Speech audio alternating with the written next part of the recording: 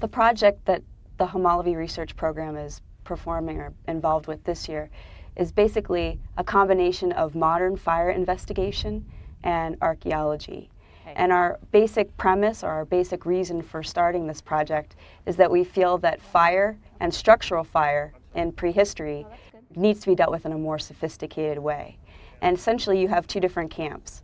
One camp believes that when you see a structural fire, that it's intentional, either that it's the result of warfare or the result of ritual. And then there's another camp that sees structural fire as being accidental, as the result of forest fires or lightning strikes or spontaneous combustion in a corn storage feature.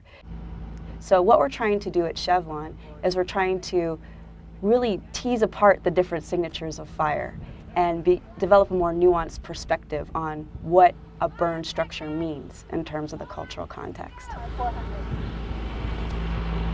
And it's a 2.5 meter by 2.5 meter room that will have a height to the ceiling of 1.6 meters.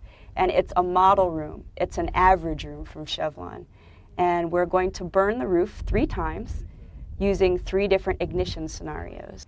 The fire is very different at Chevlon. We have 20% of the 500 rooms at Chevlon showing evidence of structural burning. And when I mean structural burning, I'm talking about the burning of the roof as the fuels that are the beams and the thatching and the grass that creates the roof being a source of fuel, which essentially flames spread across the roof, or at least smoldering flames spread across the roof, and then some damage is caused to the walls.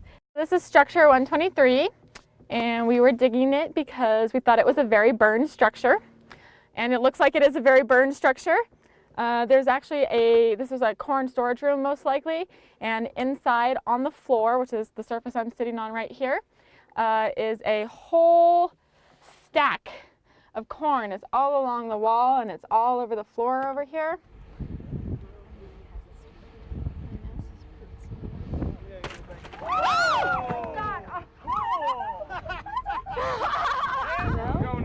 Hey Chuck, so I guess roofs fail.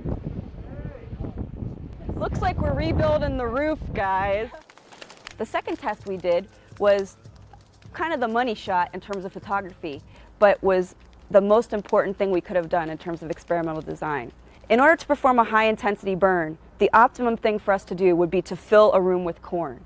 Because as we know from excavations this year at Chevlon, corn was being used as the primary fuel, which then was lit or caught fire and caught the roof on fire. We're looking to see what kind of thermal effects happen to the artifacts, as well as the floor, the walls, the plasters, and the beams.